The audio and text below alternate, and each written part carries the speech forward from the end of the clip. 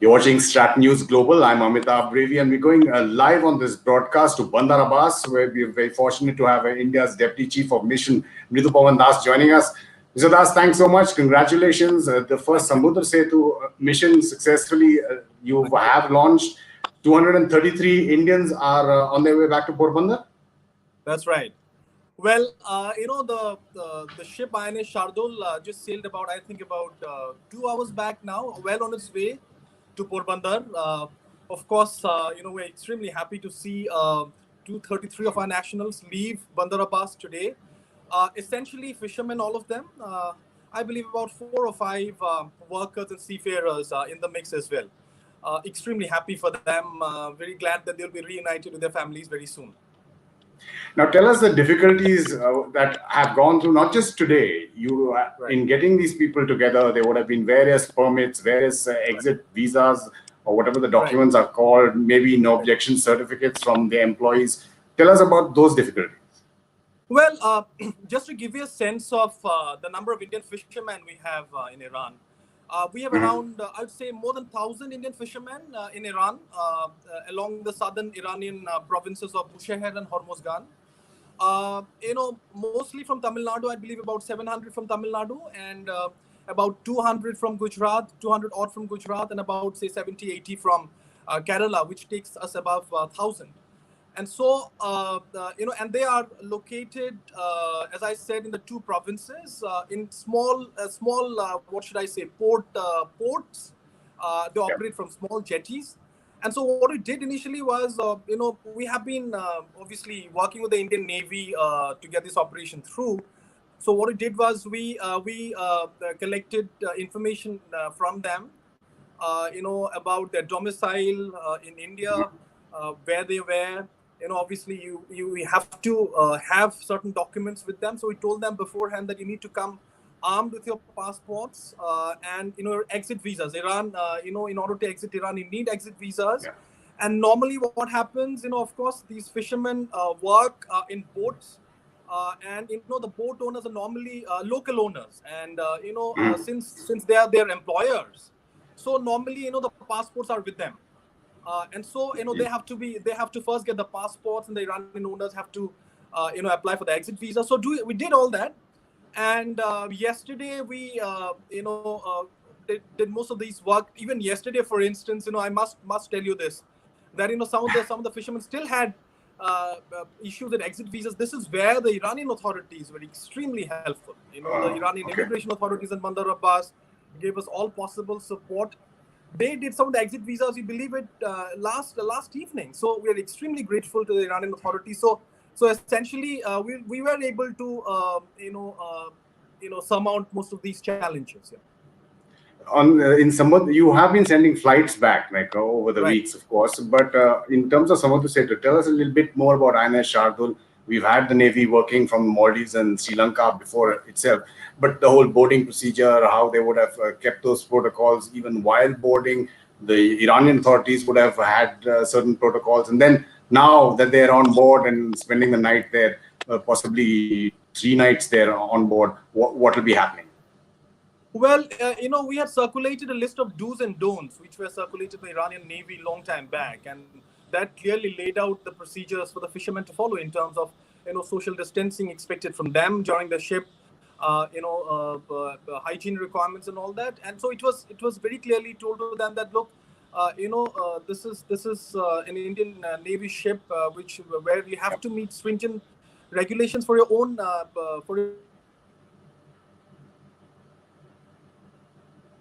here we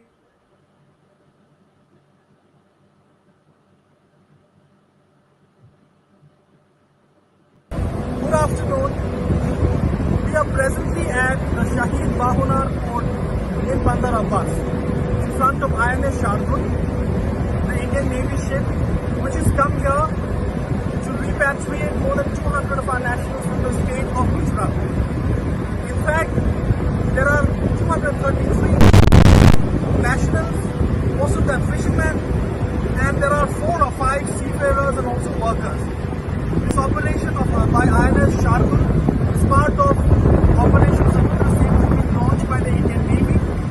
Operation Samudra Setu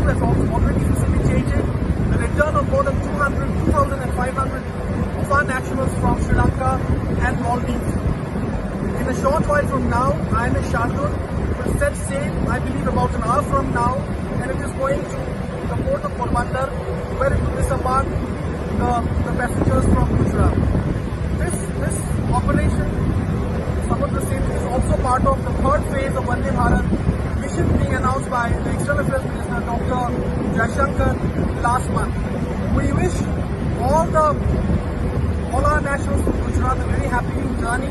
May they all be rejoined with their families very soon, and we wish them all the best. Thank you very much. We lost you a bit there, so of course there will be technical issues, but we played out what you had said in front of the INS Shardul a little earlier. You were explaining the protocols on board INS Shardul. Right. Indian Navy has very clearly laid out the guidelines, which circulated a list of do's and don'ts to the fishermen well in advance. And they have been cooperating with us. Even they are aware of the fact that they have been in Iran for some time now, and so we have had no problems on that account as well. The fishermen, the seafarers, the workers who came here were absolutely following everything. So we didn't face any issues as such. We got great cooperation from them. And even during the ship journey and all these social distancing norms, these health protocols will be followed, and it should be a comfortable journey for all of them. Yeah. Right, Mridu Pawan, that's the lessons that you've learned, because now you are going to have no sleep. The next mission will be at least 3 times the size, and logistically possibly exponentially more than that. Right. What we have done is we have been working very closely with the Iranian authorities here, whether it's the Iranian Foreign Ministry, whether it's the Ports and Maritime Organization of Iran with its branch in Bandar Abbas, whether it's the Islamic Republic of Iran Navy, whether it's the immigration authorities and all.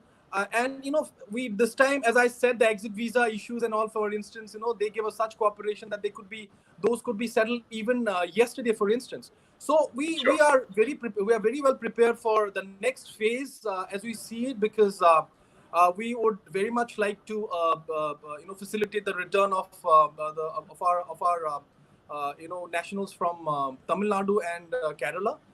But we'll have to see. We are not looking at a fixed date as such. But maybe in some time to come, maybe by the end of this month, or maybe slightly before that. But we are prepared. We have learned a lot, and we have got great cooperation from the Iranian authorities. Before tech issues come in, tell us a little bit more about the weeks and the months that you've been planning for this in terms of sequencing of sending Indians back. We've seen the flights coming back. Even seafarers, about 65 of them came back last week. So tell us a bit more of that, because we knew there were so many pilgrims, there were so many students there as well. Right. Well, Iran was, as you know, was among the countries which was hit the earliest by this pandemic. And the first cases in Iran were declared way back on 19th of February. And and then we know that this is a season where pilgrims come to Iran.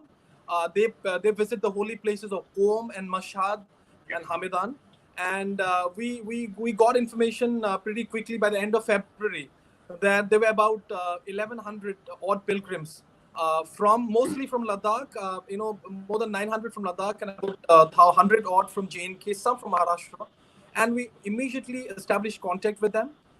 They were mostly in Qom. About, I think, 500, 600 of them were in Qom initially, and some of them were in Mashhad. So what we did was we got in touch with them. We had established a helpline fairly early. I believe February 25th or 26th is when we established a helpline.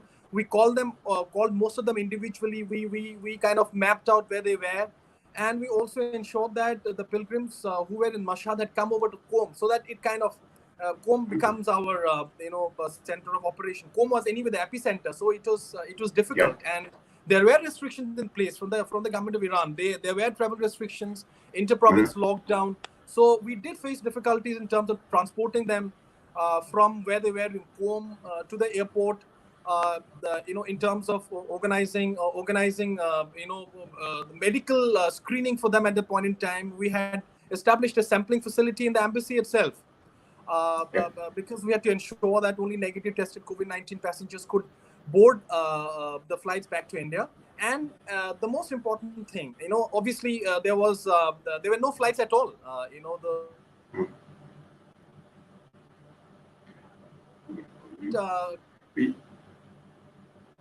You're seeing pictures there earlier from Bandar Abbas port, when the INS Shardul had in fact berthed there, and procedures were taking place for the boarding of 233 Indian nationals, most of them from Gujarat, and most of them fishermen, who are the Deputy Chief of Mission in Tehran, Mridu Pawan was telling us the fishermen at least have been living there for years, have been sent back, 4 to 5 maybe seafarers. There is another much bigger mission that is planned vis-a-vis with the Navy in the Samudra Setu mission from Tehran. But unfortunately, we seem to have some technical issues with getting to Mr. Das again, but he was explaining to us.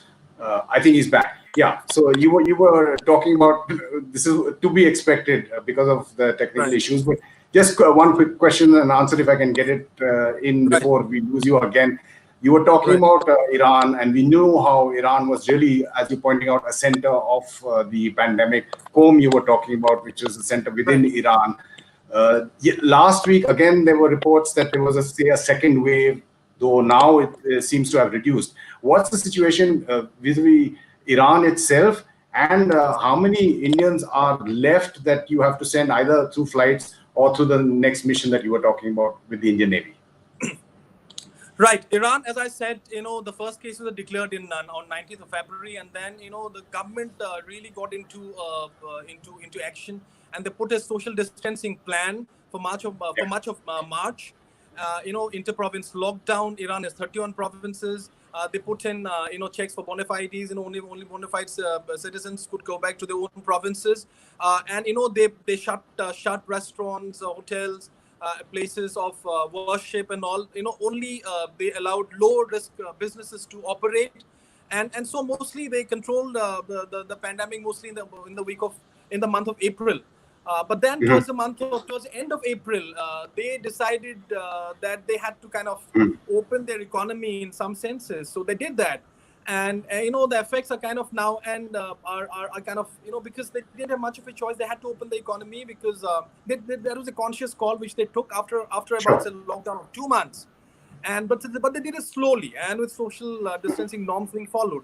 Say even in the month of Ramadan, they were not allowing mosques to open for a very long time, and also religious congregations are not there. But after Ramadan, say after May 24th, they kind of opened it up a little bit, and so I imagine the situation and the number of cases are again going up now. Number of cases had gone up to as low as 700. I remember very well. In April and late April and all, and the number of deaths per day had gone down to 50. But now, again, they are coming back to about 2,000. But the government is also saying that they've increased the testing, they've increased their contact tracing, and also they say that it's not really a number of infections going up, it's a combination of factors. But then, some of the provinces in the south which are not affected, where some of our fishermen are, our seafarers are, say, Hormuzgan, say, Bushehr, say some of the western provinces, there the number of cases are kind of going up. So the government is again probably thinking in terms of getting some of these restrictions maybe back. What we have done in the interim is we managed to repatriate more than 1,500 of our nationals, and out of this, around 1,100 are pilgrims, more than 900 from Ladakh, more than 100 from Jammu and Kashmir, and more than 50 from Maharashtra. We have also managed to send back about I think more than 200 students, mostly from Jammu and Kashmir. And in the last flight, which went off on May 31st, we managed to send some 52 seafarers. So right now, having repatriated the fishermen from Gujarat today, and if we do manage, as we are very hopeful that we'll be able to send our fishermen from Kerala and Tamil Nadu, say in the near future, maybe by the end of this month, once we tie up these different, logistical ends, we'll not be left with too many. I think a few seafarers, a few workers. So I think we're doing okay. Mridu Pawan, I'd love to go on, but I don't want to take a chance with the technical aspect of it. Thanks so much for joining us, and thank you. hats off to you for this first mission that you've been sending people by flights, and all the best for your next one. Thank you very much. Thanks so much. You've been watching StratNews Global. You can get all the latest news and analysis on our website, stratnewsglobal.com. You can also follow us on Instagram, Twitter, or on YouTube. Get notifications for videos like this so that you know when they're up by clicking on the bell icon. I'm Amitabh.